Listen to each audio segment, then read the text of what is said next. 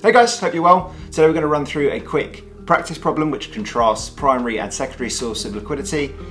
Let's get into it.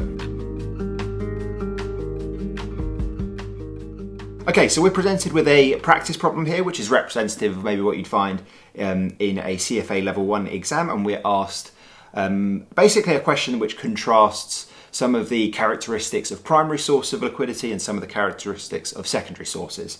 So just as a quick recap, I've done 2 videos on this in the past, but primary sources of liquidity are basically cash or liquidity which can be raised pretty quickly at a low cost and is generally consumed by companies as part of their general business operations. They're not particularly, there's no radical steps that need to be taken to raise the liquidity. It's cheap, it's easy to access. So we're thinking about things like cash flow from operations for large companies, mature companies. We're thinking about existing cash in the company's bank account, borrowings from existing lenders, sources of liquidity like that are quite easy to arrange, quite easy to access, and don't signal any kind of potential issues that a company may be facing to the market or shareholders. Whereas secondary sources are different. Secondary sources are more radical. They include things like selling off the company's key assets, filing for bankruptcy, renegotiating debt contracts from being short-term to long-term, and they're more expensive. They can take longer to arrange, and they are typically needed by a company when they're in times of crisis, and they signal to shareholders, to debt investors, that the company is experiencing a deterioration in its financial health. So ideally a company would rely more so on its primary sources of liquidity, but in times of crisis it may have to utilise secondary sources. So anyway, that's a bit of a recap. I've made a video on both primary and secondary sources in the past, but let's dive into the question. So which of the following statements regarding primary liquidity sources is least accurate? So option A, primary sources of liquidity are cheaper than secondary sources of liquidity. Option B, cash flow from operations is the primary source of liquidity for early stage companies. Option C, marketable securities are a primary source of liquidity providing they're sold without realising a significant loss of value. Okay, so that's our 3 options.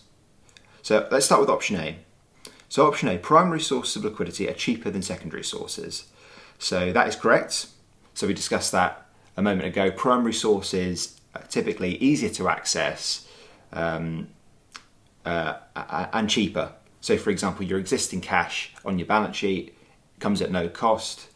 Your cash flow from operations, the cost is simply your cost of equity.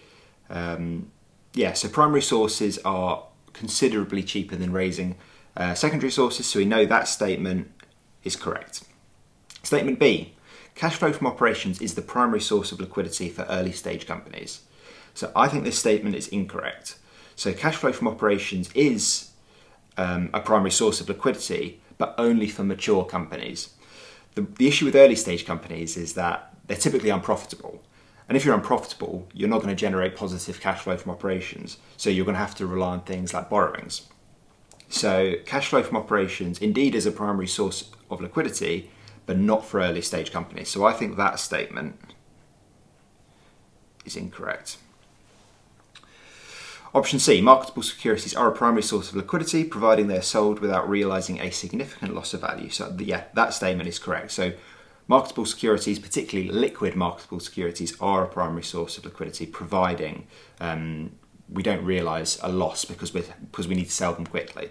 So if you're realising a 5 to 10% loss on the sale of your marketable securities, I would say that's fine. If it's any greater than that, maybe 20, 30%, then that probably wouldn't be considered a primary source of liquidity.